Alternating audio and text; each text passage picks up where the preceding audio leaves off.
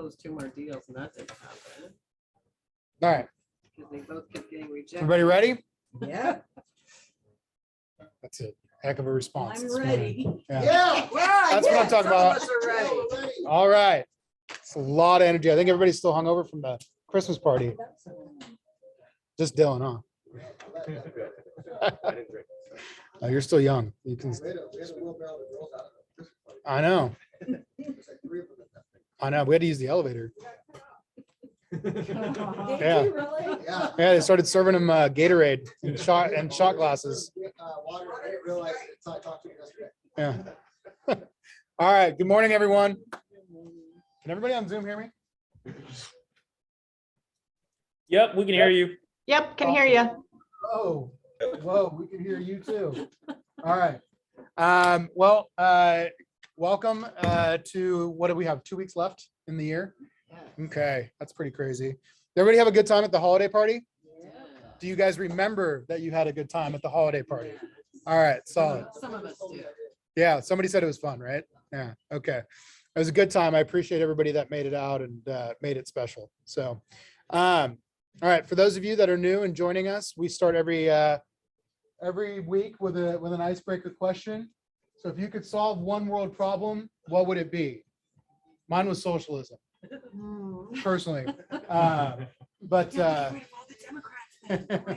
no, not just that. No, it's the far left. That's different, right? Anyway, kidding aside, if you could solve one world problem, we're getting ready to go into Christmas. It's the giving season. What would it be? Hunger. Okay. Tim, what is it? Homelessness. Homelessness? Okay. I like that one. Cancer. Cancer? I like that one. What else? Legitimate elections. Legitimate elections. Okay. You would have them or you would get rid of them? You mean checking IDs? Okay. What else? Anybody? Flores, what about you? If you could solve one world problem, what would it be? World peace. World peace? Man, that's not cliche. All right. What else? Anybody? Cell phone transfer. Yeah. Cell phone transfer. Yeah. If anybody's been trying to get a hold of my dad, we all switched over to Verizon and he's not getting phone calls still. So he's not ignoring your calls, I promise. Or maybe he is. I don't know. Likely but, excuse, right? Yeah, It's exactly. my carrier. if you need him, hit him up on Slack or are you even getting text messages yet? Yes. Okay, he's getting text, so that's a good thing. All right. Okay. All right, enough fun with that. Welcome new agents. We have Mark Anthony Rice in Orange County, Edward Gavina, also in Orange County, Robert Schilk. Did I say that properly? Shelkey. All right, Robert Shelkey in Roseville, Tanya Banks, and Chase Chow. Is Chase here? Cameron, is Chase here today? No? Okay. And I think I met him like a year ago and he's been working at McCooney. He says hi to me. I'm working on my test. And he finally got it done. So congratulations, buddy. All right. Couple housekeeping items. We are doing the California contract class today, right? Yes. Okay. Anybody notice some changes? Anybody that's written an offer in the last 48 hours? Yes. The old one's gone, right? Yeah. And they're also changing what the seller counter offer, right? The SCO and the regular the multiple counter offer and the okay. counter offer. Okay. Wow. We'll talk a little bit about it. Yeah. I'm sure you guys will get a full rundown on that at 11 o'clock. All right. And then pitch class back on this Friday. All right. Not next Friday though. So no meeting next week, no pitch class, no contract class. What are we doing instead of the meeting next Wednesday, Colette? We're doing goal setting. Okay. So plan on being here if you're going to attend it, or you can jump on Zoom with us. It's going to be about 3.5 hours. It's long class. It's a long course. It's well worth your time. I promise. 3.5 hours for 365 days of the next year. I think that's called an investment, right? Same time, same, What's that? Yeah, we'll send out an invite. Yeah. so same time, same channel. It'll be the same time. Yep. We'll just do it all at once. That way we can just, because 3.5 hours, I only have so much left in me, guys. All right. We're almost at the end of the year here. So, but, okay. And then, no call night next week, Christmas party, photos. Where can they get the photos? if anybody wants to look through them all. There's a link in Slack. Okay. Did we already send that out? Okay, cool. We sent it out Monday night? Okay. So if you guys want to download the photos, if you took any photos in front of the iPad or the photo booth, or if you want to see if there was any other photos taken that you want, you can download those all off that link. Photos with Santa. I don't know if you guys know this, but Santa will be here today from 3 to 6. I heard he's a little thinner than normal, somewhat handsome, still has some darker hair, but he's been trying to carb up for today. So yeah. Huh? You have gray spray for my, I'm spraying my face with gray. My hair? Oh man. Anyways, I'm Santa if you guys haven't figured it out yet. Yeah. Yeah. Don't tell anybody. All right. And no, I do not fit down the chimney. What's that? I'm going to do my best. I promise. Been working on my ho-ho-hos. Thank you. EXP University. How many of you guys have been in EXP University? That's not a lot of hands, really. I bring it up because we don't actually talk about this stuff enough. Every single live class that is done by agents that are icon agents and doing the trainings inside of EXP world is actually recorded. So you can go back and there is thousands and thousands of classes inside of EXP University. So these were a couple that were on the front today, but one of them was Fast Start 101, how to navigate through EXP. What do you know about EXP? What do you know about the software that they offer? I bet you there's stuff that you guys don't even know about. I just signed up for my new healthcare yesterday through Clearwater, which is provided by EXP. And it took me 10 minutes. I literally filled out everything online. I went through and read the different plan options. I had a chat with a guy and asked him like, hey, what should I do? Which one do you suggest? Here's my age. And he asked me a couple of questions and he said, this is the one you should do. Actually extremely affordable. Okay. I think it's like $400 a month and I get dental and vision included with that, as well as I think Workman's, what do they call it? Not Workman's Comp, but what is it? Yeah, like the Aflac commercial, whatever it is. Anyway, hopefully I don't go down, but that's just for me. Yeah. Yeah. I think the family plans start at $600, which is still really cheap. Yeah. Okay. Anyway, you can find all this stuff inside of EXP University. All right. Do you guys know how to get to EXP University? Okay. Thank you, Rex, for asking the question I was trying to set up. What we do is you go into exp.okta.com and you get into your dashboard. And at the very, one of your little cards that'll be on there is EXP University. You will click that and it will literally take you to that homepage right there where you'll be able to sort through it all. All right. Okay. All right. One more thing real quick. And then I'm going to turn it over to my dad because I know we have a lot to talk about with the contract. Chime launched some new changes yesterday and they are pretty awesome. So one thing, and I'm not sure if you've even seen this yet, Rex, but this is a pretty cool tool. And for Robbie too, when he takes over, if you go into any contact card, you'll see the 3 dots that are right by the lead's name. And this whole thing will pop out. And what you can do is pretty much anything you can do that you would normally have to sift through all the different tabs for, like add a property alert, add a smart plan, add a task, add a document, add an appointment, right? But here's what I wanted to show you guys, because one of the things that happens a lot is, did we get a good phone number? Did we get a good email? If they're not answering their phone or their email, a certain person in here at one point had a lot of success with tracking people down on Facebook. And he would message them and say, was this you inquiring about this property? I believe he converted multiple deals that way. Cameron Ripley is somewhere back there. And guess what they added into this now? All you have to do is click on Find on Facebook, and it will literally pull up their profile. I tested it out this morning on this lead, and it took me right to her profile. Find on LinkedIn, same thing. So now you can actually find them on LinkedIn and message them directly through LinkedIn, okay? You can also delete the lead. Actually, I don't think any of you should have those permissions other than for your own personal leads. If you do see that, please do not click this, okay? And then edit details. You can go in there and edit phone numbers, add the source or birthday or whatever you want to add to the contact. So all of that now is right here. And then also one really important thing, if you have addresses for your database, right here where it says send mailers, you can actually set up mailer campaigns directly through Chime now, where it's tracking them directly. Thank you, Michael. I didn't build this, but it's still awesome, and I appreciate the clap. But now, instead of having to go to Corefact, we can actually build out all our campaigns. Literally everything we do from a prospecting and advertising perspective can be done from Chime now. Okay, so if you want to set up a 12-month mailer campaign or postcard campaign to your past clients or just your database in general, you can do all that here in Chime now. There's a full design center. Yep. Yeah, there's a full design center. So literally you don't have to manage multiple databases. You can literally have it all in here. Okay. The only requirement is obviously you need to have the address. Okay. Questions about this? There is not. Yeah, unfortunately. And that's pretty standard when a tech company actually launches their own competitive product.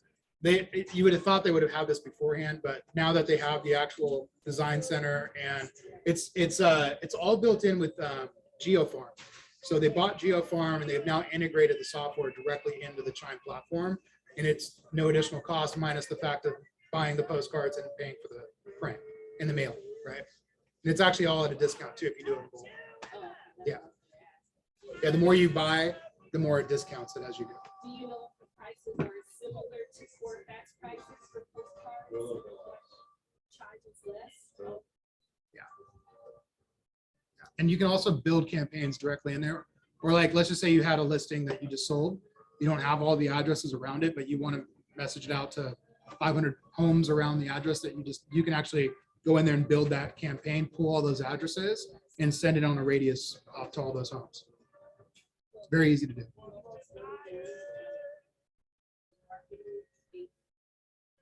Yeah, pretty much. Yeah. From Corefax, you really don't need it anymore. Everything can be done in here.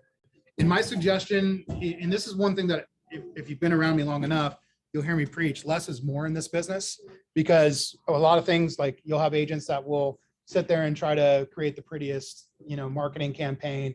And the reality of it is they're really creating it for themselves. They're not thinking about the audience that they're putting it out to. In marketing and advertising, the messaging matters far more than the actual color, right? The color can matter, right?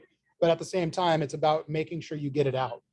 People put themselves in the minutia of trying to create instead of actually just doing. And there's so much lost opportunity with that, right?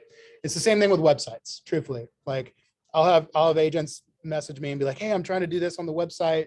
I'm trying to change the color. I'm trying to, add this photo. I'm like, why? Like, well, because I want my website to be different, right? Great. How much money are you spending to drive traffic to your website? Well, none. Okay, so you're doing all this and nobody's going to see it. Got it, right? So my point is try to pull yourself out of that. Use what we give. Sure, if you have the time, tailor it to however you guys want. The content and the message matters far more than the color scheme. Okay. Why do buyers and sellers come to the websites in real estate? Anybody have an idea? Look for houses, find out the value of theirs, maybe, right? Those are why they're there. And it needs to be front and center. They don't care if the website's pink or purple, right? They just want to be able to find what they want quickly and efficiently. And then after that, what do they want? They want the details, right? I want to be able to see how many square feet the lot is or whatever it is. So we have all that. Chime has all that built in, and it's all given to you guys out of the box. So you guys don't really have to mess with it too much. Okay. I know there were some questions about the websites that were going to Danielle. The ones that are free, unless you guys are paying for your own custom URL where it's the $49 a month, you guys can't customize those outside of the fact that it's going to have your photo on the front. If you guys want to fully customize it, you guys need to pay the $49 a month. If you were here before Chime implemented that last year, you're grandfathered in, you don't need to worry about that. But for everybody else, if you want it customized, you have to pay that $49. Okay. All right. Any more questions about the Chime?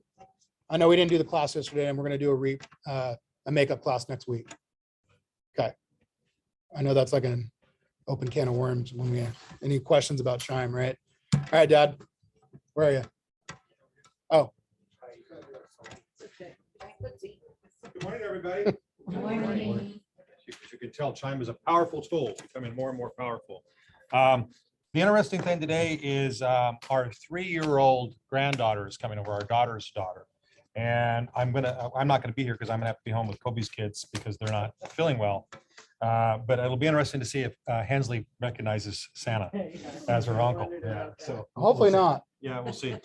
Okay, There you go. for the last 3 months, I've been telling you guys, they're gonna go ahead and change this to the new contract. And they did. It just happened yesterday, right? I mean, it's interesting. I think it was Nikki was the first one to say, hey, there's a new contract, right? And then Dylan said, can I still use the old one? And I said, well, it's still lawful, right? But how do we turn that thing off? So It helped me out. yeah. So the good news is we've got 6 people writing offers right now. Okay. And the not bad news is pretty much everybody has said the same thing. Kelly wrote one and sent it to me this morning and looks perfect. What's nice about the new contract? How do I scroll on this baby here? How do I? 2 fingers. Yeah. Right here is go like that. All right, go up to the front page. You want me to go up? Yeah, right. Stop it there. Okay. The thing when you're reviewing the contract, and I sent out a couple times the video on just kind of doing a brief summary of the new contract. The gray area, which is basically like the header of each different aspect of the contract, really kind of tells you what falls below. So if you were using the old cheat sheets in school and you were just trying to find out the top, read the first paragraph and figure everything else out from there, that's what you can do. It's pretty simple. The first one, terms and conditions, and it gets right into purchase price. The big difference here is the expiration of the offer. Remember, the expiration of the offer used to be on page number 9, right? Well, now it's on page 1, probably where it should have been all along, right? That kind of makes sense to me. And then, let's see, I went too far. All right, everything pretty much, now I'll just use Kelly because I just went through hers, half an hour ago or so. The initial deposit amount, you put the dollar amount in or the percentage, and it auto populates that for you based on the purchase price. The occupancy type, primary, or if checked. Remember, it used to say buyer intends to occupy the property or not. Right now, they just say occupancy, right? And so it's assumed to be an owner-occupied property. Unless one of these boxes is checked, and for you brand new people, I know it's Greek to you, but really the difference, of course, is the interest rate and the ability to buy a home if it's an investment property versus a first-time purchase. Let's pause on that real quick. Okay. Yeah. Because one thing we've gotten so big that's been a while since we talked about this. There's a lot of times where you'll have people come through, and because we do a lot of online leads, right? These aren't necessarily friends that we're always working with, and they'll say, I want to say that I'm going to buy it to move into, but I'm actually really going to rent it. Do you guys know what that is? It's lender fraud. Guess what the penalty for lender fraud is? Do you have an idea? Probation. Tell me it's something. That's probably what they're locking up for in California now, but up to 10 years in federal prison, as well up to $300,000 of fines. It's a significant penalty, right? The reality of it is, when somebody says that to us, we have to explain. That's called lender fraud. And if that's something you would like to participate in on your own time, that's completely up to you. I highly suggest against it, but at the same time, I can't represent you if that's your goal. You need to go and actually talk to your lender, because we have to put in the contract, whether this is a primary or a secondary or an investment property, when you buy it, because your interest rate will be directly affected by it. What else is directly affected by it? Anybody? Down payment. Thank you. Right? Yep. Usually it's 25% minimum. Yeah. So kind of piggybacking on that, Go for ahead. those of you that weren't in the business in 07 and 08. Yeah. It's the actual term is defrauding the lender, right? And so everybody did it for a long time, right? Nobody thought anything about it. 07, 08 hit. And all of a sudden, a lot of the banks who were losing billions of dollars started finding out that real estate agents were participating in this, right? And so the reason the fines are so high, in my opinion, is the fines were really not that much. It wasn't that big of a deal. Well, it always was a big deal, but when 07 and 08 hit, and then this thing called Dodd-Frank, right, which is the reason that you can't talk to a lender, an appraiser anymore, the reason that, there's these appraisal clearinghouses and all that. Once Dodd-Frank went down, they're the ones that set the penalties, right? And you're not going to get hit with $300,000, but if you did it 4 or 5 times, you're probably going to get hit with, and of course, then your license goes away. But that aside, the getting back to the contract. Can I ask a question on that? Yes. Nancy? Yeah. Did we get a definition of secondary? A secondary is just a Yeah. just a second home. It's usually a Tahoe property. But is Right. it like limited to a certain percentage of time or anything? I think so, but I don't know. Like, I don't know. It usually, actually, the more comes down to your accounting, Yeah, that would be a lender. It depends on the to lender. the accounting side of things Yeah. at that point. Yeah. How you write it off Yeah. is more of a bigger deal about the secondary versus. Okay. Yeah, that's the thing. Secondary is Just say they have 100 all those different rules. So again, you can see the gray, right? For those of you online, and it basically, it's really good the way they've redone this contract.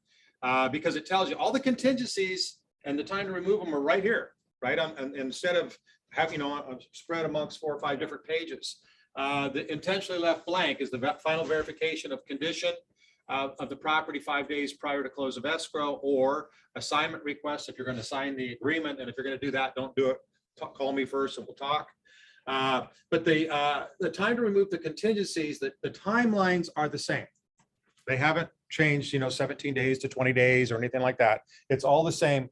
But for Dylan, actually, when he wrote his yesterday, he responded back to me just like Kelly did, which is, hey, this is actually pretty easy, right? It's not a big deal. It really isn't that tough. Again, you probably should, it always amazes me how many people, when contracts change, don't actually read the changes. It would probably be a good idea to do that. We're gonna start today in the 11 o'clock class on page number 1, right? Because it's a new contract. It started 2 days ago. Seems to be a good time to start, right? So I want to keep going down. I don't know what. Oh, I don't know what happened there. Cancel, keep How scrolling. I far? hit something. I have a way of breaking things. The possession, this is all good. We'll talk more about that. What I would tell you guys to do is to Slack me your individual questions on the contract, because I don't think there's going to be that many. What I wanted to spend more time on this morning was talking about the 2 counter offers, okay? Because both the primary counter offer and then the multiple counter offer have had words added. So anybody, if you guys haven't had a chance to get into the, okay, Kobe, scroll down. Also, while I'm doing this, if you're going to Slack him questions about it, do it in the California contracts channel inside of Slack, because it'll help other people that might have the same question. All right. Good point. And also that way he's not answering the same question 50 times. Okay, stop right here for a second. I did want to point this out. One of the things that, remember, we've talked about in the class, it was never really clear to people that didn't read the contract that there's a seller's contingency, or that's the contingent upon the seller to deliver the HOA docs, the lease to solar docs, that type of thing. That's actually in the contract now. Okay, whereas you had to read through all the different the old paragraph number 8 to discover that. You don't have to do that anymore. It's actually here. And the other thing is they separated the strapping of the water heater and the smoke detectors and the CO2 detector from the retrofit. Remember, everybody used to say, hey, I don't want to have to do retrofit. Well, we're not talking about retrofit. We're talking about putting strapping and the water heater and the smoke detectors and the CO2. Those have been separated out. So they did listen and they did make that change. And by the way that this stuff happens is there's a committee of 6 experienced agents and brokers that sit on what they call the Standard Forms Committee for California Association of Realtors. I was on it from 90 to 94. And they listen to, Lynette can call one of those people and say, hey, this counter offers is so confusing, right? Well, if that person's on the committee, he takes it back or she takes it back to the committee and they make those changes. So it's not just a bunch of attorneys that make these changes. It is actually experienced realtors that make the changes. So okay, I want to keep going. You can see they've added wine refrigerators, right? Which has always been lately has been a problem for us. The other thing that I would say you spend some time on is P1, video doorbells. I mean, these are all things that people are like, oh God, who cares? Well, trust me, we've had more pissed off people that when they move into a house, if there's not the ring thing there, right? And all that. The other thing is again, wine refrigerators, microwave, security camera, smart home control devices. They've added that. So it's good changes. I think they did a good job. Let's see what else. Yep. Home warranty plan right there. The home warranty plan used to all be contained in one paragraph. It's now contained in 2 paragraphs. So that's one thing they made more complicated. One paragraph talks about who it's going to be with, and the other one talks about who's going to pay for it, right? We used to be all in one paragraph. All right. We're going down here, guys. All of you guys online, if you have any questions, like I say, Slack me and I'll get back to you. 2 of the people in Orange County are the ones that are writing on the new contract, and yes, Orange County is part of California. So Cal Consumer Privacy Act disclosure is auto-populated. The fair housing discrimination is auto-populated. The buyer's inspection, the wire fraud. The one thing that isn't auto-populated that our broker wants to see in there, of course, is the fire hardening report, especially because we deal in so many rural properties. So we'll go ahead and put together a template for you all and say, here's the template. This is what you should have in your buyer package. And this is what you should have when you counter an offer. All right. All right. How do I get to the counter offer? Oh, You wanted that? Yeah. Okay, hold on. okay. So the counter offer. So Cameron, was it Cameron that, was Cameron back there? Or is he out?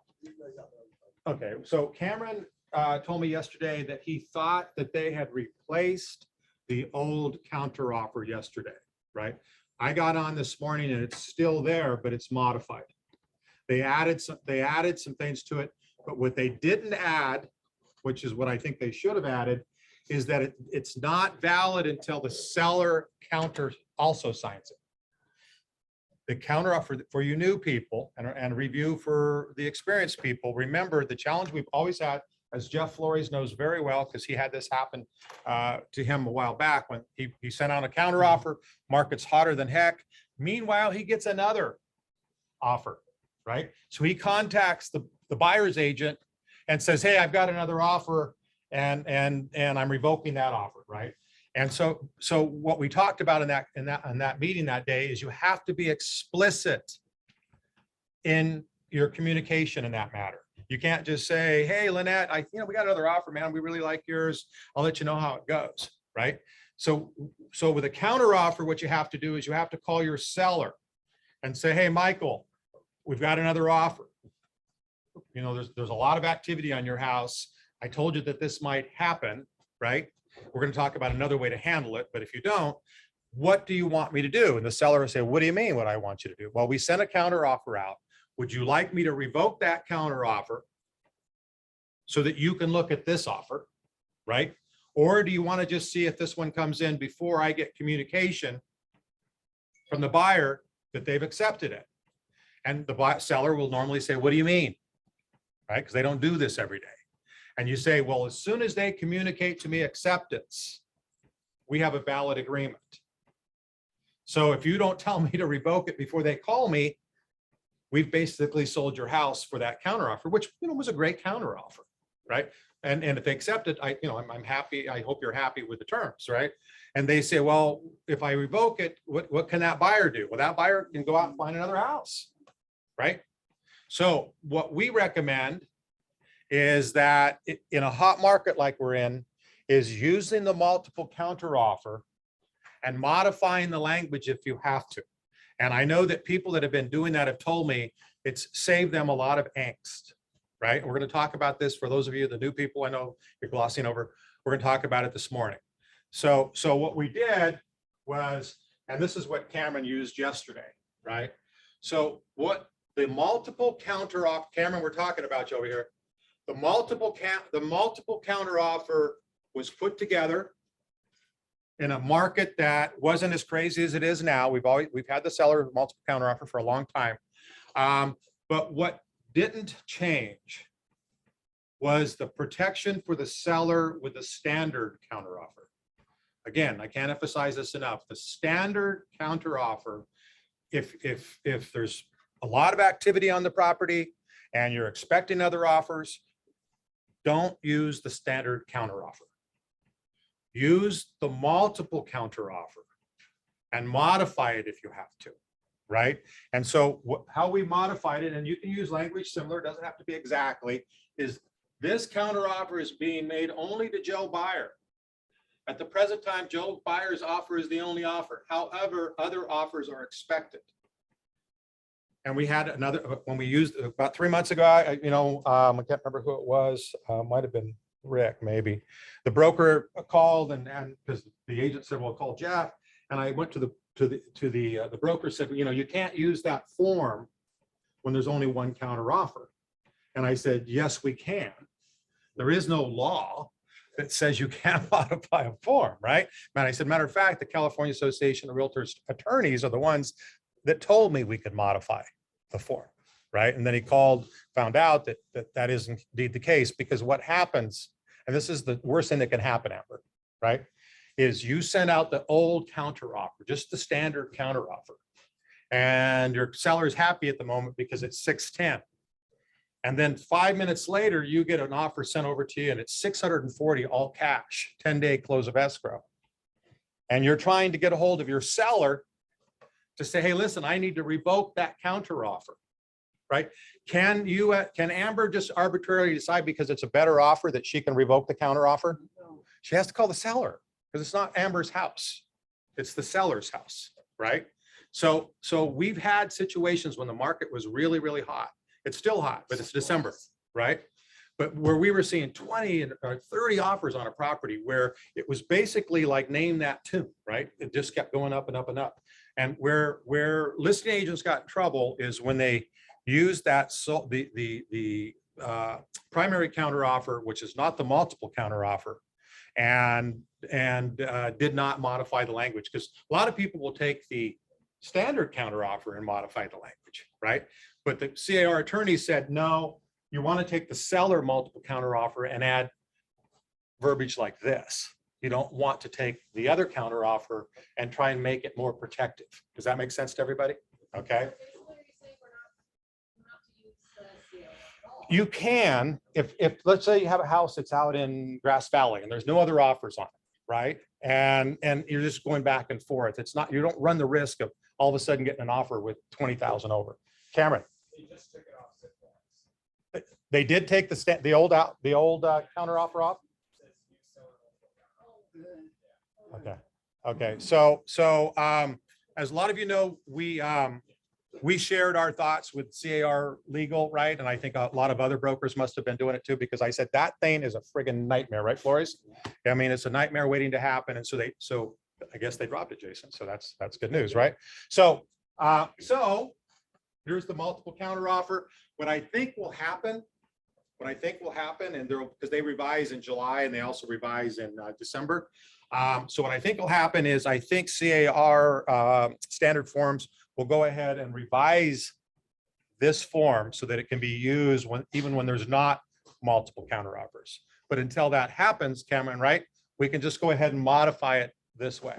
So they just now took down the old SCO. Yeah, so I was gonna use the regular, but luckily I didn't. Yeah. I have more people wanting to show their house today. Yeah. Haven't accepted their acceptance. Right. So I'll Right. still type that out. Yeah, this is all you have to do. It's pretty simple, right? So in addition to that, how do I scroll down, Kobe, so the guys can see it on the screen? And they've got it on the screen. What they did which is kind of cool, but people are going to forget is what happens a lot when you counter an offer, you'll say, purchase price to be X, contingencies to be removed within X, just the certain things for you new people that you just counter out, right? Terms. What they've done is they've added in this language that I highlighted for you guys, right? Which basically says, if both parties do not sign and deliver all attached addenda, then any acceptance of this counter offer is not valid. How many people do you think are going to miss that? Right? A lot, right? We're not going to miss it, but a lot of people are going to miss it. And so that includes any addenda. So addenda number 1, right? Which may be whatever it's going to be, an acceleration clause, whatever it's going to be, right? But if it's not, here's the problem.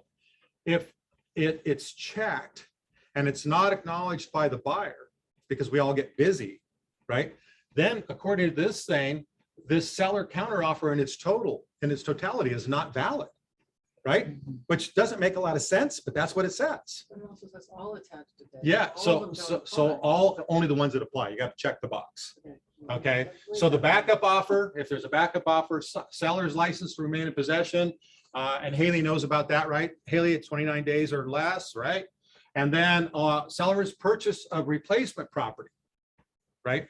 The seller's purchase of replacement property addenda hasn't really been used that much for years, but the market's so damn hot, right? That almost every listing's using that now, right? So in the listing, when you guys take a listing, you note that down there on page number 3, it asks for other terms and it says about the SRP.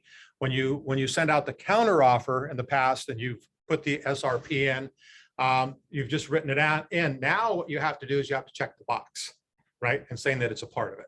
So here's the thing that happens most often though, is when you're searching for properties to show, you don't look far enough down in the listing to see where it says that the seller has a SRP in place, right? Where they say that it's, and again, the market it takes a while for people to catch up.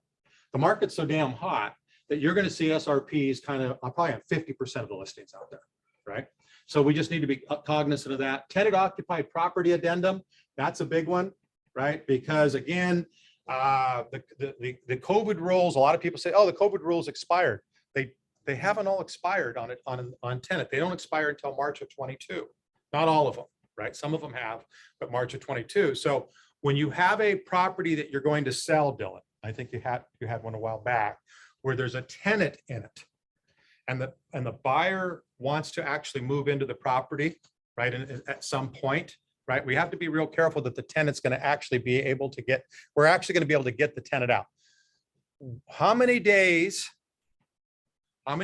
prior to close of escrow is the landlord seller supposed to have the tenant out of the property? 5, right? And a lot of times what will happen is we're trying to close transactions in 15 days, 20 days, just nuts, right? And the tenant's not out. So we go ahead and close it because the tenant's, is this guy's best friend. And then the tenant, goes down and talks to the tenant advocacy group, which now has $25 million funded by the state of California. And he finds out, hey, all you got to do is say you've been sick and they can't kick you out. Right. So now the buyer calls up Dylan and says, hey, Dylan, what's going on? When are we going to get in our house? Right. Dylan doesn't want that call. Right, Dylan? That's a bad call. So then they've got the residential lease, which is 30 days or more. And then, of course, the seller intent to exchange. So the new, and I guess Cameron just checked. I don't know if they're even going to have the old counter offer. But the new seller's multiple counter offer has these additions, right? So it's going to be in Slack. Can you put it in Slack? Okay, it'll be in Slack. Take a look at it. Again, it's not that complicated. Everything else is the same. The only thing that I would make sure everybody understands is, and I should have highlighted, I apologize to everybody on, right here where it says offer does not bind seller and buyer unless all the following occur in the time specified below. Seller signs in paragraph 5, buyer signs in paragraph 7, and then of course, if seller signs in paragraph 8 and buyer receives a copy of the multiple counter offer with all signatures. Note, prior to the completion of all the foregoing, buyer and seller shall have no duties or obligations for the purchase or the sale of the property. So all of these things have to happen, which is what we like about the multiple counter offer, if you all recall, is that it basically, until the seller signs it, it's not a deal, right? And whereas with the other counter offer, it's like the buyer could call you at 9 o'clock, the buyer's agent call you at 9 o'clock and say, hey, Cameron, just want to let you know my buyer signed, I'm sending you over a copy of the signature, right? We have a deal because the old counter used to say it communicated. It didn't say how it was communicated. It just said communicated, and which I thought was kind of stupid. But anyway, the other thing is, scroll down a little bit, where I know it's going to happen is it's 2 pages. It's not 1 page, right? And sometimes this second page gets forgotten, which I don't know how that happens, but it's happened twice. So remember, it's 2 pages. Okay, scroll to the next thing, Colby. What's the next thing? I don't know. We're gonna see. I don't know what order you put it in. Before we jump, quick trivia question for everybody.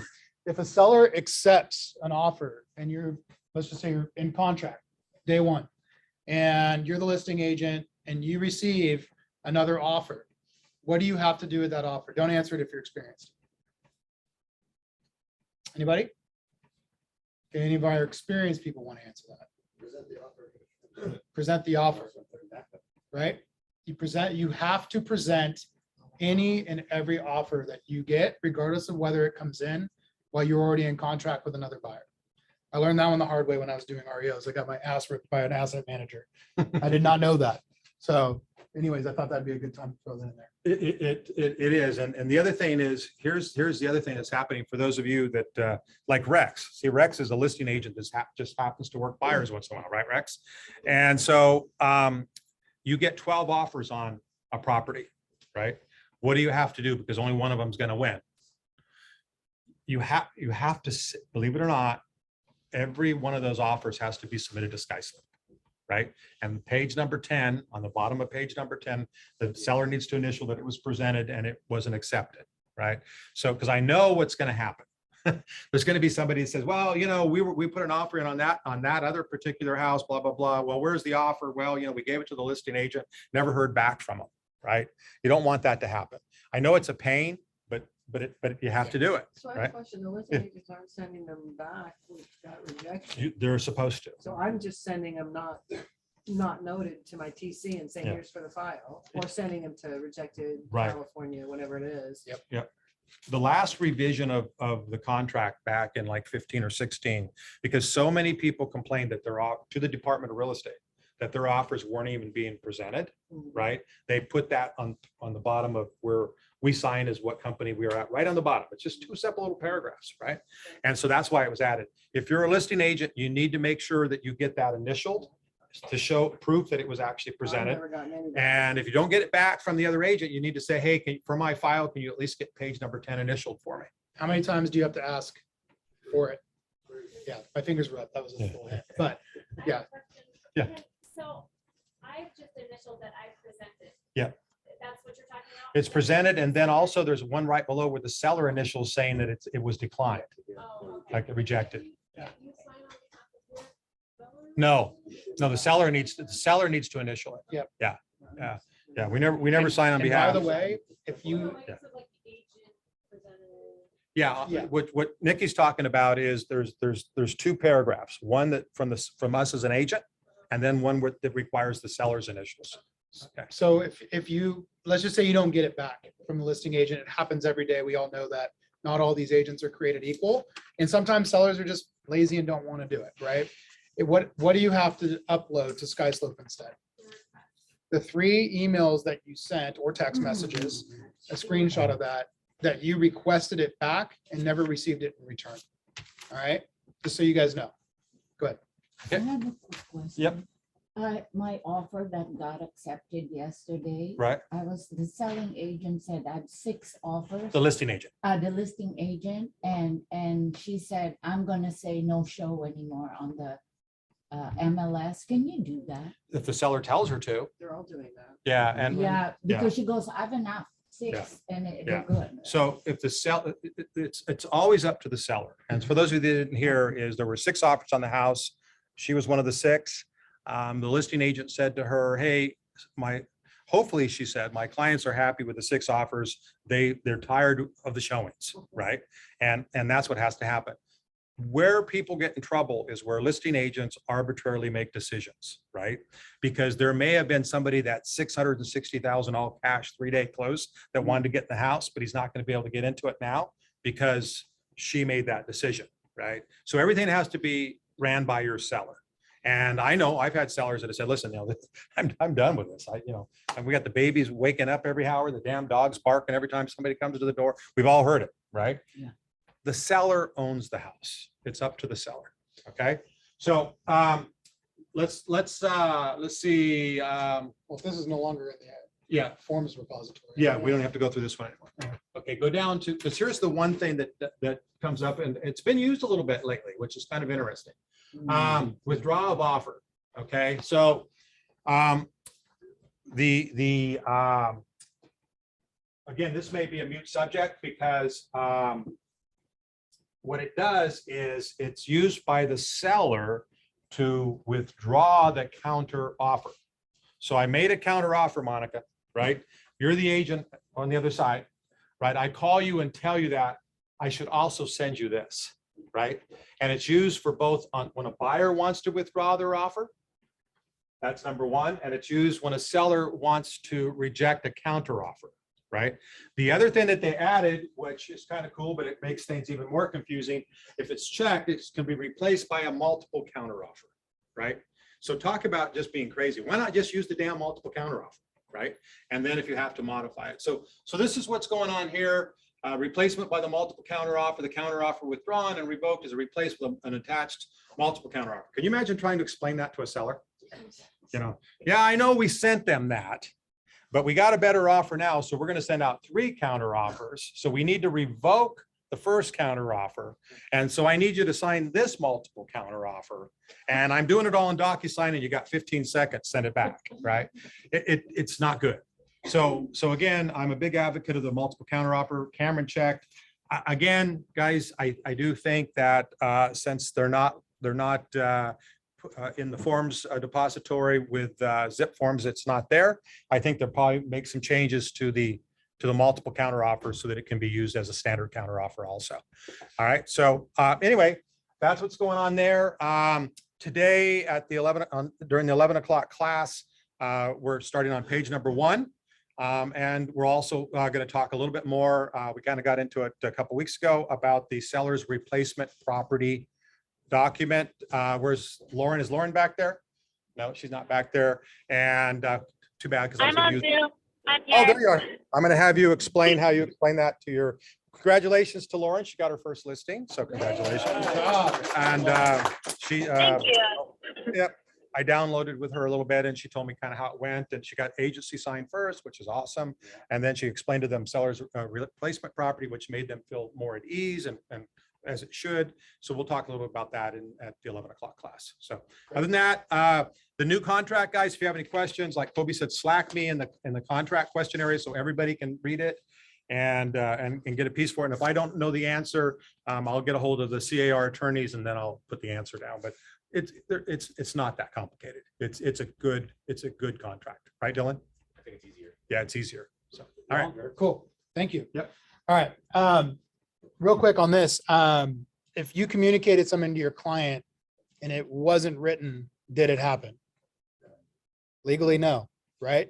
It's really hard to prove that you had that conversation.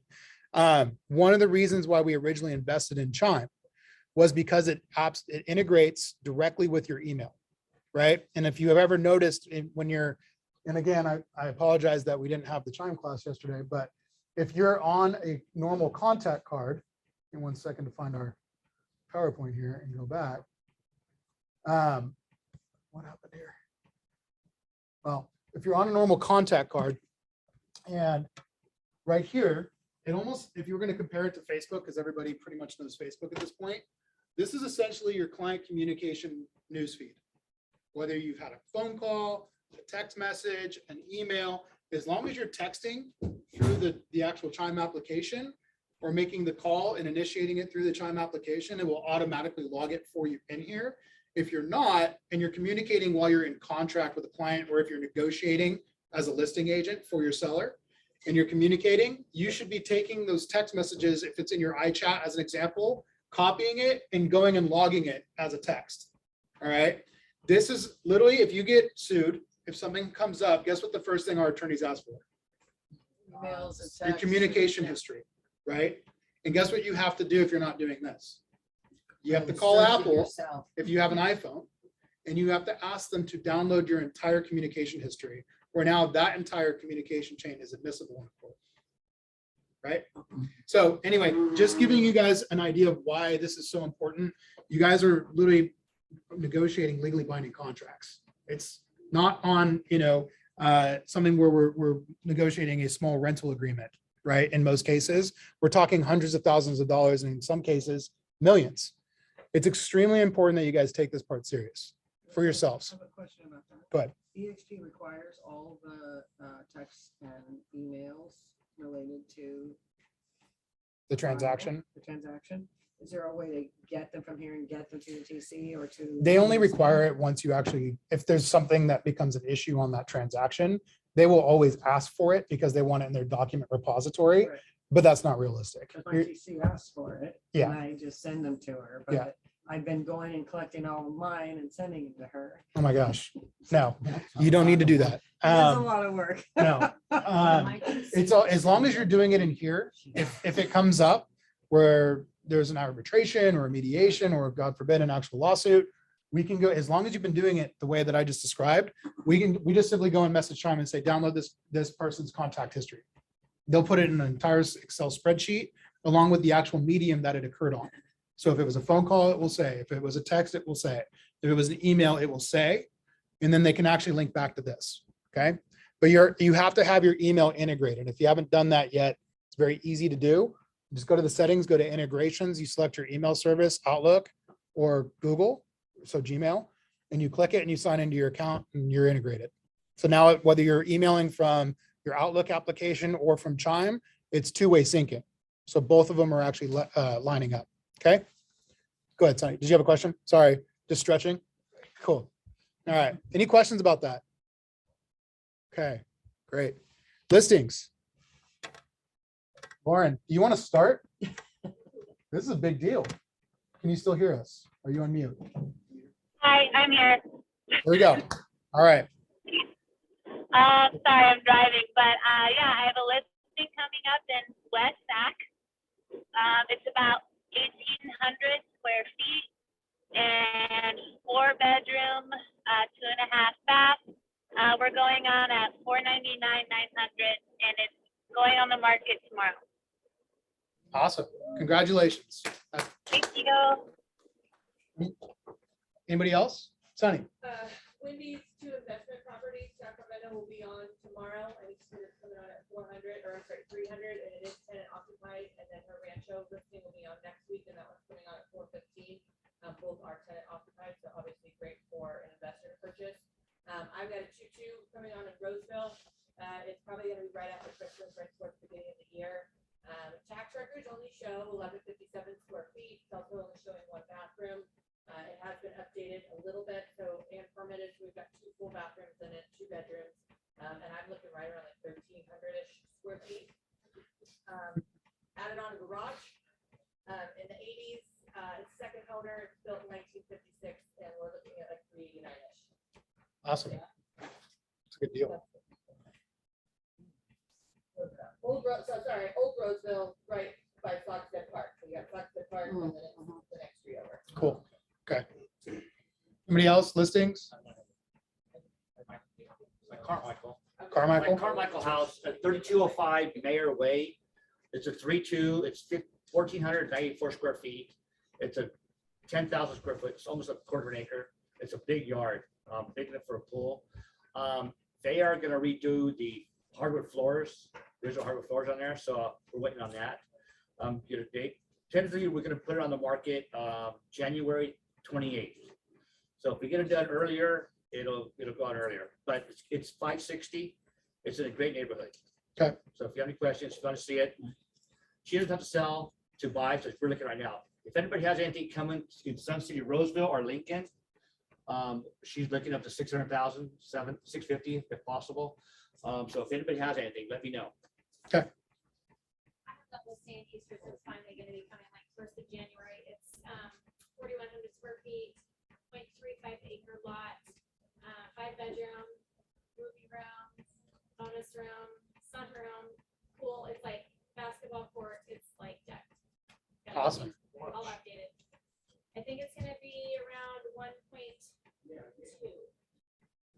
How many bedrooms did you say? 5. 5? Okay. Anybody else? Listings? Anybody on Zoom? No? All right. Quote of the week. Kind of goes in line with our goal planning for next week. If you don't design your own life plan, chances are you'll fall into someone else's plan. And guess what they have planned for you? Not much. That's a Jim Rohn quote. The reality of it is, if you're not planning out what you want to do, yeah, you will most likely fall into somebody else's plan, or you'll just kind of be treading water, right? So next Wednesday, we're going to go through this. And I know it's long, but I promise you it's really, really worth the time. And it will exponentially help you narrow down not only what you want to do, but how you're going to get there. And you're going to break it down not only for the next year, but for 3 years and 10 years beyond that, all the way down to on a quarterly basis of how we're going to do it. All right. So we'll see you guys. We'll start that at 10 a.m. next Wednesday. We'll get a calendar invite out here soon for those of you that want to just jump on Zoom with us. But I'll have printouts for everybody on the exact document we're going to use to do it. It's 2 pages. That's it. It's very simple. Okay. All right. Outside of that, contract class starts at 11. If you guys need anything else, please let us know. And don't forget, tell your clients to come tonight. Santa's ready to go. All right. Hey, Dylan, I laughed too soon. I laughed too soon. Fournette just went on the question. And he's been my man